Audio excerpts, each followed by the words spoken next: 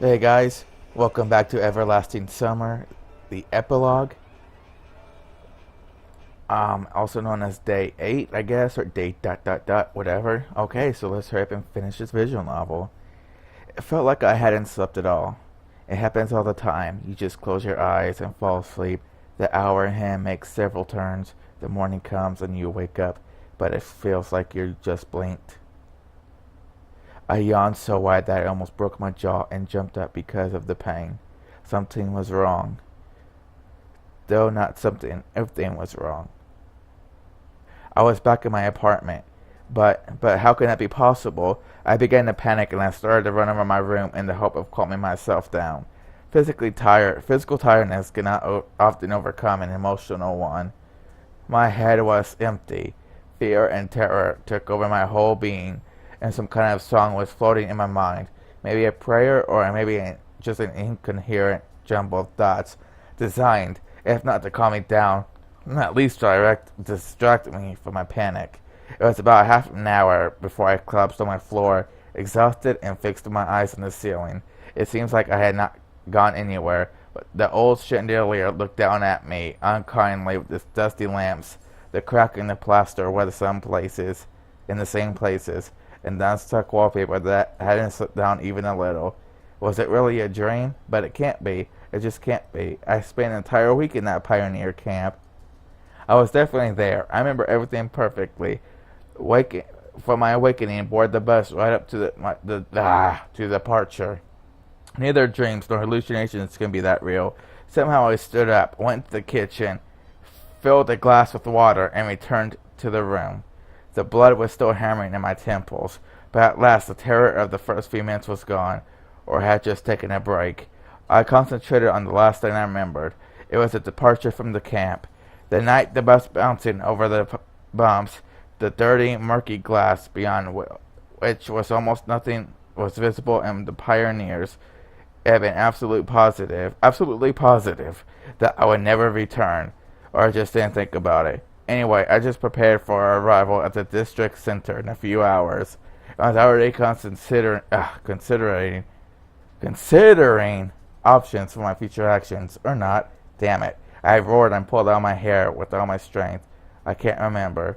The last hours in the world emerged into a monotonous mirage as if a drunken rainoir was completing his painting with a roller instead of a brush. But it's not that bad. Wait a minute, why would it be bad? On the contrary, everything is fine. I would say even say perfect. I've broken free from that goddamn world and returned home. The most important thing now is not to end up there again. It might happen, surely it could. It might not happen as well. Indeed I have something to worry about now. Everything will be fine. Obviously, I was just seeing things exactly how I was seeing things. It doesn't matter that everything felt that real. Something like that just can't happen. It can't. I calmed down with all due confidence that it just can't. Modern science claims it's impossible. Not allowed. I laughed loudly. An inner voice tried to stop the verbal diarrhea spouting from my mouth, but it didn't succeed. It feels like my speech and thoughts are separating to exist on their own, independent from each other. My brain prompted me to calm down and try to analyze the situation, while my tongue simply tried to ease the stress by throwing new and meaningless words out into the air. Finally, I was somehow able to pull myself together. I pulled the curtains open and looked out the window. The night city looked exactly the same as it did a week ago. The view brought my mind back to reality, at least to some extent. After all, if everything is normal now and nothing suspicious or supernatural is happening, then wasn't it just a dream? Essentially, there are only two options now. I can agree that it was just a dream and calm down, or I can thrust my own feelings and accept that the camp, the bus, the pioneers were real. Either way, whatever I choose, I won't get any answers. It was funny, I was looking for these answers for a whole week, or at least pretending to, and found nothing. But I broke free from that weird world anyway, and what now? The enigma remains, and additional questions have surfaced. In the end, I was exhausted and fell onto the bed. In a few seconds, I was snoring blissfully.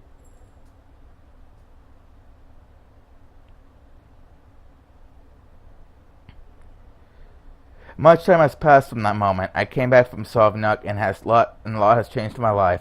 The first week I was racking my brains trying to summarize in detail everything that had happened, creating graphs and diagrams, writing to forums discussing paranormal phenomena, and I even planned to visit a psychic. In the end, it resulted in nothing, just as one would expect. It's no wonder. I was just a human being, but these events obviously were the affair of a supreme mind.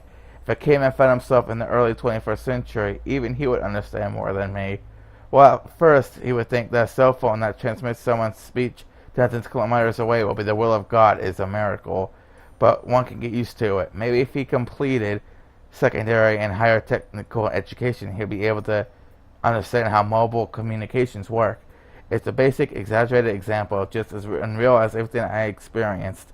I'm unlikely to ever understand how it worked or who was behind it, and I doubt that I could get used to it if it were to happen again. But one question troubled me ever since. Why? Why me? What did or did I not do to deserve this bad or good luck? Sure, in sci-fi novels, wonders often occur to quite ordinary people, but that was just a matter of chance. But it was absolutely positive that these events have occurred for some reason, just like a random sci-fi hero who traveled 1,000 years forward in time, leaving him in the wrong place in time. But in the future, no one knew him. Everyone thought he was just a madman. But in my situation, they were expecting me at the camp. At least the camp leader was. How should I respond to that? Maybe I was picked out at random to be studied later on.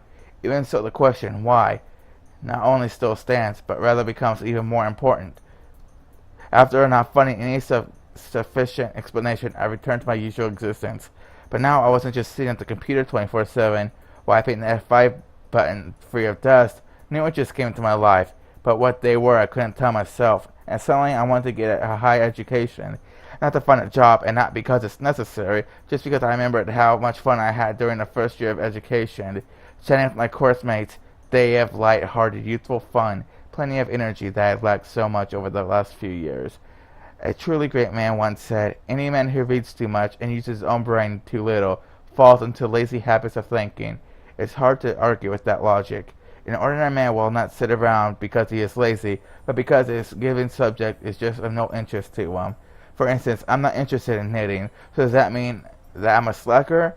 If I don't make a couple of woolen sweaters per month, but feeling too lazy to open a book, that's something I can understand.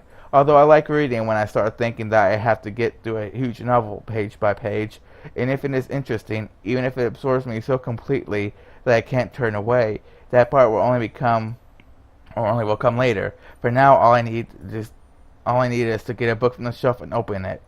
But I feel too lazy. I don't know what exactly influenced me, but about half of my time, instead of 5 to 10% of it before, I was occupied with something useful. I read, wrote, studied something new, and engaged in sports. At least I exercise in the morning. Sometimes I've thought that it was the influence of the camp. One can't rule out that possibility. For all 7 days there, I was participating in social activities, verbal communication with others, in amounts that before would have caused terror and severe introversion in me. On the other hand, it's not so easy to change one's personality in a single week, especially for someone as stubborn as me. But is it easy to point them in a new direction, show them a guiding line? However, I never believed that it would be possible with me. Anyway, I enjoyed these changes so much that I try not to think about their causes. What the hell? Nobody would worry about the why if he managed to hit the jackpot by laying his last pair of trousers. In the summer, I re-enrolled at university, and studies started in autumn. Time passed. I eagerly attended lectures and seminars and studied for tests and examinations with a level of enthusiasm that I wouldn't have expected from myself. I managed to become part of a group with surprising ease. Although I was older than most students, it didn't trouble me. Maybe it's because of my natural immaturity or changes in my personality. I didn't know for sure. Most likely the answer is somewhere in the middle. The joy of communicating with people lost many years ago returned. It was easy to get along with others. The problems didn't seem so distant and trivial to me. Normal life, which before I had considered just a gray, depressing mass, started to shine with new colors. Sometimes it seemed to me that I turned into a doll, became one of a billion identical tin soldiers, sitting in straight rows on a shelf in a toy shop. But in this shop, apart from the glowing showcase that sparkled with fancy writing describing new season's offers and Christmas discounts, was a storage where all the defective products were thrown. A teddy bear without a paw, a firefighter's truck in need of a mechanic, a transformer who looked more like a microwave than a mighty robot, a jigsaw puzzles which assembled into trippy post-modernist pictures. My place used to be among these broken toys. And while some of them could take refuge in a charity drive or an orphanage, my only fate was being dumped and recycled again, so I couldn't help enjoying such changes in my life. It was the last session of the hardest subject in this term. Most students didn't like it, because of its difficulty and hard to understand teacher, I suppose, but I found a kind of a pleasure in dealing with tables, graphs, and diagrams. Counting the figures by pieces, I arranged them in columns and lines in the right order, summing up, subtracting, dividing, and multiplying, and using them to get a precise picture of any event. No number could avoid my attentive gaze. All of them would be captured, calculated, and analyzed. Each of them would get an index number and placed in their proper cell. After its arrival, every digit will be assigned a bunk, a work uniform, and off-duty clothes will be sent to perform its designated task. Some will be digging a trench from 9 to 5, some will march out to face the trench, and some will be trying to hit a linear regression on the shooting range. Groupmate. Alright, what are you thinking about? Reluctantly, I stopped writing and gazed at my classmate, taking notes on the lecture, as you can see. Oh, just screw it. Just read the workbook afterwards. I'll read the workbook as well. I'm always astonished by you. What's so astonishing? You're playing the game in first-class diploma, aren't you? Never thought of it. Don't tell me you really find it interesting. I remember just a moment ago I imagined myself emblazoned on a banner borne aloft by a regiment of digits and couldn't help but smiling. You won't even need all this stuff. Suddenly, everything will be needed, at least for general development. The classmate grinned sarcastically. I bet you never even read a single book in your whole life. So what? He asked challengingly. Oh, well, I thought this groupmate was going to end up being Ulyana or something. Guess not. He asked challengingly, just stating a fact. And you're always somewhere up in the clouds. He was right about that. Although I regained part of my lost social skills, I often slipped out of touch with reality, dreaming of something else. You say it like it's a bad thing, and there's nothing wrong with not reading books either. Human beings can't have only material needs, I said philosophically, mocking him. Oh, you're such a downer. Yawn. The lecture was approaching its end, and I began to plan out the rest of the day. Need to buy some groceries, and later finish a project and send it to the client. Then I got to write down notes, and then in the evening I can just read or watch something. Unless someone phones or writes to me, there are no urgent matters, so I can spare some time for my mates. Oh, 5 whole minutes to go. I looked at my phone and realized that it was exactly a year after I returned from Soviet pioneer camp. My soul felt warmer from such thoughts, and I smiled blissfully. It's not often that I recall those events. Obviously, one just can't forget something like that. Those moments of something bizarre and extraordinary that are engraved in my memory forever. Normally, even the happiest moments fade, and just reminiscences of them remain, nothing more. But the weeks spent in Soviet was different. I remember everything in perfect detail. The terror of the first 5 minutes after waking up in the bus. The first day, hard, full of surprises and amazing acquaintances. Cheerful and carefree pranks with Ulyana. Just trick me with ghosts, for instance. The best Soviet comedians would envy it. And the pioneers had such expressions. They were dying laughing. It sure would be nice to meet Ulyana in real life. Well, she's not always perfect, but hyperactive. And she doesn't have any idea about good manners, but one doesn't meet such a sincere, carelessly cheerful, and energetic person very often. Maybe she gave some of that energy to me. The bell rang. My classmate stood up and said his goodbyes and left. I started packing my exercise books and textbooks into my backpack when I suddenly heard someone's voice in front of me. Excuse me, is this the 34th lecture, girl? Red text about Ulyana. There's a sign on the door. No, there's not. Girl's voice sounded offended. Someone must have removed it. So is this the 34th? Yeah. At last I closed the backpack and raised my head, intending to stand up. The girl looked terribly familiar. Haven't we? Yes, I thought the same. She looked very surprised, but I don't remember where I could have met you. Neither do I. What year are you in? First year. Oh, still pretty much green. Okay, that's definitely Ulyana, but she looks way different. In my opinion, she looks a little bit uglier. Oh, still pretty much green. The girl smiled. Everything's still ahead of me, as if I'm already past everything. And what about you? Fourth. So is it difficult to study? For the first year it is. I knew it, she said in an upset manner. But it gets easier with time. It's always easier when you get used to it. Sometimes I'm too lazy to do things. Yeah, that also happens. Do you still have any stuff from the first year? If you share it, it'll be easier for me to prepare for my examinations. Oh, see, I had nothing. My first year was finished a long time ago. But suddenly I felt a strong desire to ask for a phone number, so I lied. Yes, maybe, but I'll have to check. That's great. So we exchanged our telephone numbers. My name is Semyon. What should I call you? Ulyana. And I realized who this girl reminded me of. Exactly, she's Ulyana, just around 5 years older. For a moment I was lost for words. What? It's an ordinary name. That was Lenin's name, she said, pouting. No, just... Have you ever been to a pioneer camp? When I was a kid. Why are you asking? In a blink of an eye, all the events that happened in Soviet flashed in front of my eyes. So it wasn't a dream. Although they were just summer camps, not pioneer ones, Elon added. So you weren't wearing a uniform? The one with the red neckerchief? Of course not. Fashion police alert. She laughed loudly. But why are you asking? I was about to tell her everything, but then I realized that she would just consider me a psycho. After all, this girl is much older than Ulyana I remembered.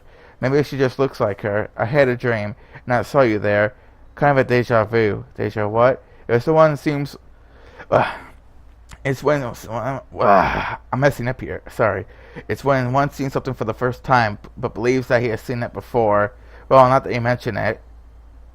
Her face became serious. I think I've seen you somewhere as well. Definitely. Maybe it's that thing you just said.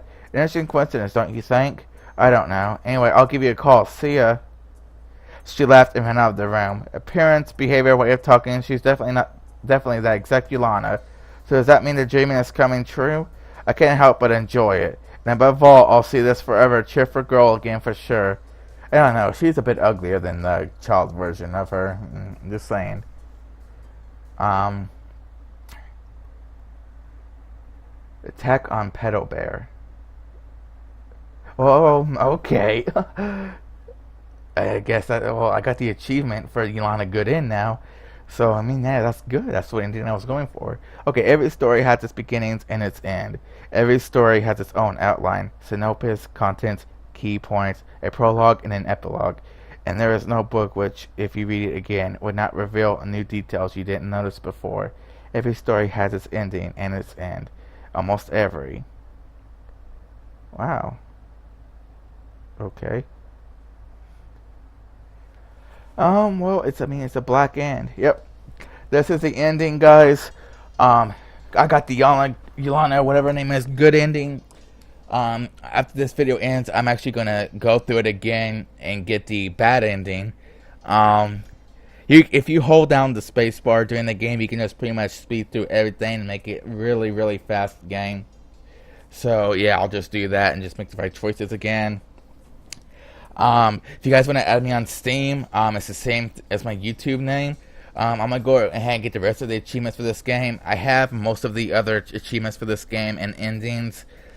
Apart from the secret endings, which you actually had to get all good endings to be able to unlock, and this is the final one I had to unlock to get those. I'm going to go ahead and go get those later. There is a new DLC for this game, which is another story. Basically, if you get the Semyon good end or bad end or whatever, what goes through that event is the DLC. It'll explain the other Semyons that you see whenever you go through it for the first time. It's really hard to explain unless you play this game. But yeah, guys, thanks for watching. I will get around to doing that DLC story shortly. And after that, I have another visual novel planned. So I'll see you guys then. Thanks for joining me on this visual novel.